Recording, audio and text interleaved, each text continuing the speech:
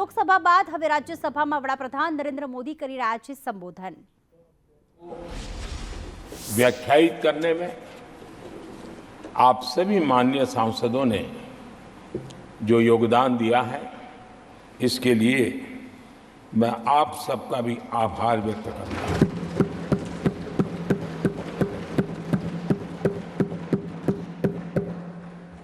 आदरणीय सभापति जी, भारत की आजादी के इतिहास में हमारी संसदीय लोकतांत्रिक यात्रा में बहुत दशकों के बाद देश की जनता ने एक सरकार को तीसरी बार देश की सेवा करने का अवसर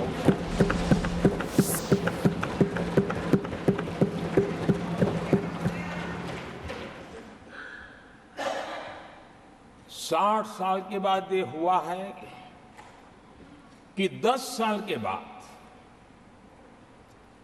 कोई एक सरकार फिर से उसकी वापसी हुई है। और मैं जानता हूं कि भारत के लोकतंत्र की 6 दशक के बाद आई हुई घटना असामान्य घटना है और कुछ लोग जानबूझकर के उससे अपना मुंह फेर करके बैठे रहे। कुछ लोगों को समझ नहीं आया और जिनको समझ आया उन्होंने हो हल्ला उस दिशा में किया कि ताकि देश की जनता की इस विवेक बुद्धि पर, देश की जनता के इस महत्वपूर्ण निर्णय पर कैसे छाया दी जाए, कैसे उसको ब्लैकआउट किया जाए, इसकी कोशिश हुई। लेकिन मैं पिछले 2 दिन से देख रहा हूं कि आखिर तक पराजय भी स्वीकार हो रहा है और दबे मन से, कम मन से विजय भी स्वीकार हो रहा है।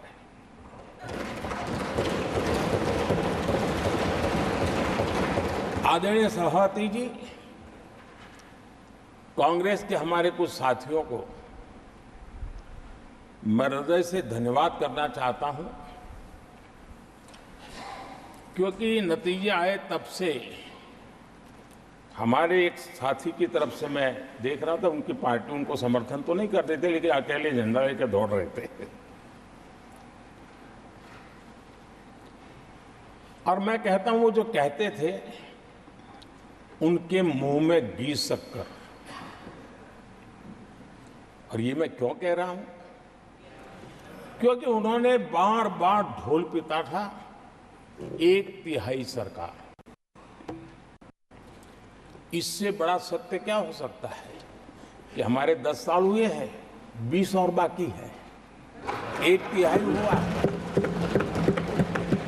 1/3 हुआ है, 2/3 बाकी।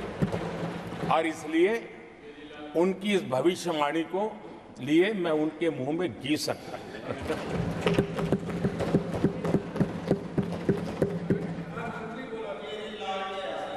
आदरणीय सभापति जी,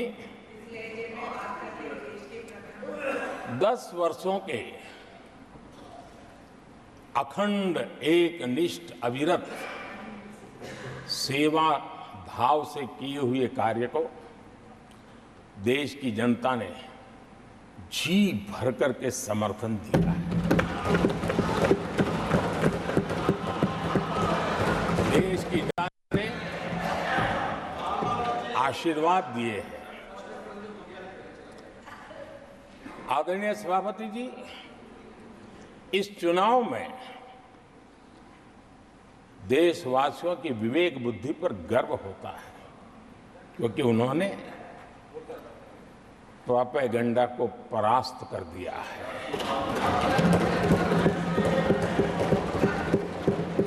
देश की जनता ने परफॉर्मेंस को प्राथमिकता दी है।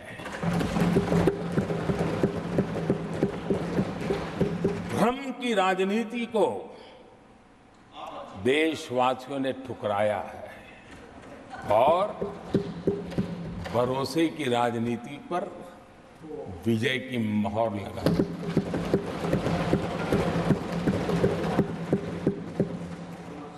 आदरणीय सभापति जी, संविधान के 75वें वर्ष में हम प्रवेश कर रहे हैं। इस सदन के लिए भी ये पड़ाव विशेष है क्योंकि इसे भी 75 साल हुए हैं और इसलिए एक सुखद संयोग है। आदरणीय सभापति जी, मेरे जैसे बहुत लोग हैं इस देश के सार्वजनिक जीवन में जिनके परिवार में कोई गांव का सरपंच भी नहीं रहा है, गांव का प्रधान भी नहीं रहा है, राजनीति से कोई सरोकार नहीं रहा है, लेकिन आज अनेक महत्वपूर्ण पदों पर पहुंच करके देश की सेवा कर रहे हैं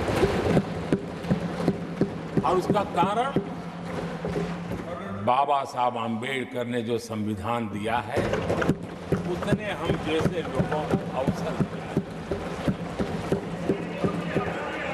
और मेरे जैसे अनेक लोग हैं जिनको बाबा साहब आम्बेडकर द्वारा दिए गए संविधान के कारण यहां तक आने का अवसर मिला है और जनता जनार्दन ने उस पर मोहर लगाई, तीसरी बार आने का मौका मिल गया।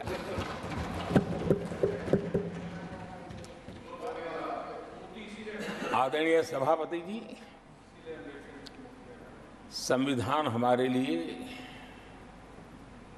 ये कोई आर्टिकल्स का कंपाइलेशन मात्र नहीं है, हमारे लिए उसका स्पिरिट भी और उसके शब्द भी बहुत मूल्यवान है।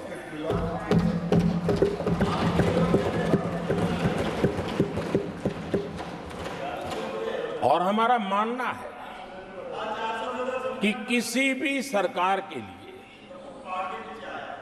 किसी भी सरकार के नीति निर्धारण में, कार्यकलापों में हमारा संविधान लाइट हाउस का काम करता है, दिशा दर्शक का काम करता है, हमारा मार्गदर्शन करता है।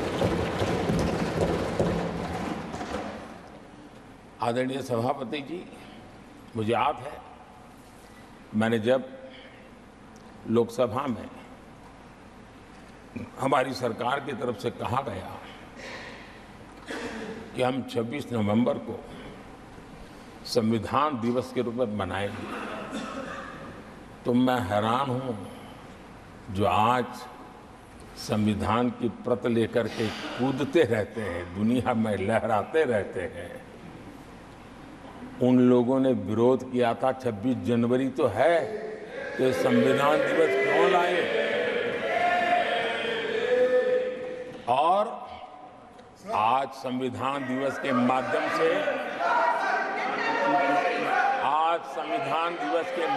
से, देश के स्कूल कॉलेजेस में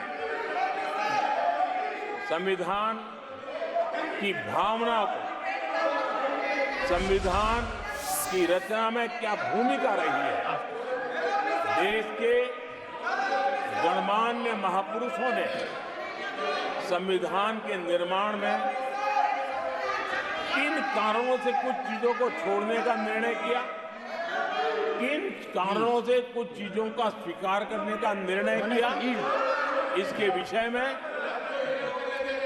हमारे स्कूल कॉलेजेस में विस्तार से चर्चा हो, निबंध स्पर्धाएं हो, चर्चा सभाएं हो, एक व्यापक रूप से संविधान के प्रति आस्था का भाव जगे और संविधान के प्रति समझ विकसित हो। देशवासियों के लिए आने वाला पूरा कालखंड संविधान हमारी सबसे बड़ी प्रेरणा रहे, इसके लिए हम कोशिश करते रहे हैं। और अब जब 75 वर्ष में प्रवेश कर रहे हैं तो हमने इसे एक जन उत्सव के रूप में राष्ट्रव्यापी उत्सव मनाने का तय किया और इससे देश के कोने कोने में संविधान की भावना को, संविधान के पीछे जो मकसद है उसके विषय में भी देश को अवगत कराने का प्रयास है। आदरणीय सभापति जी, देश की जनता ने हमें तीसरी बार जो अवसर दिया है वो अवसर विकसित भारत, आत्मनिर्भर भारत, इस यात्रा को मजबूती देने के लिए, इस संकल्प को सिद्धि तक ले जाने के लिए हमें देश के कोटि कोटि जनों ने आशीर्वाद दिए हैं।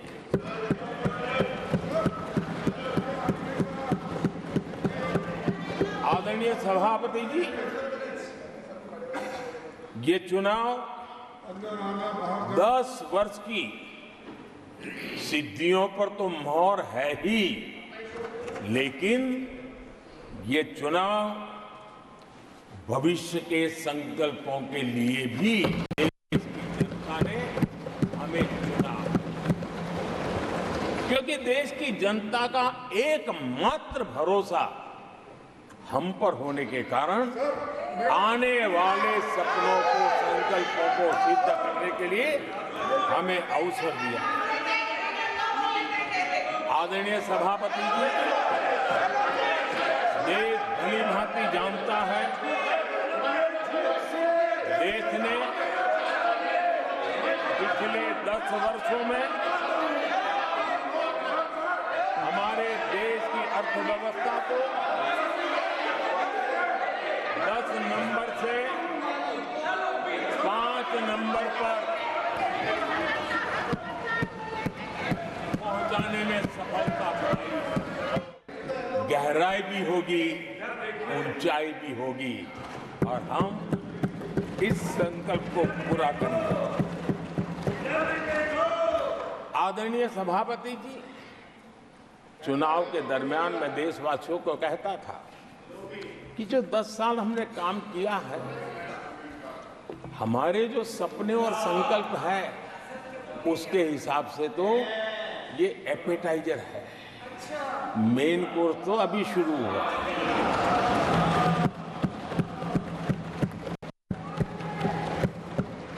आदरणीय सभापति जी, आने वाले 5 साल मूल सुविधाओं के सैचुरेशन के, और हम एक सामान्य नागरिक की जो रोजमर्रा की जिंदगी की आवश्यकताएं होती हैं, एक गरिमापूर्ण जीवन जीने के लिए जिन व्यवस्थाओं की, जिन सुविधाओं की, जिस प्रकार के गवर्नेंस की आवश्यकताएं होती हैं, हम इन मूलभूत सुविधाओं के सैचुरेशन का युग के रूप में उसको परिवर्तित करना चाहते हैं। आदरणीय सभापति जी, आने वाले 5 वर्ष गरीबों के खिलाफ निर्णायक लड़ाई के हैं।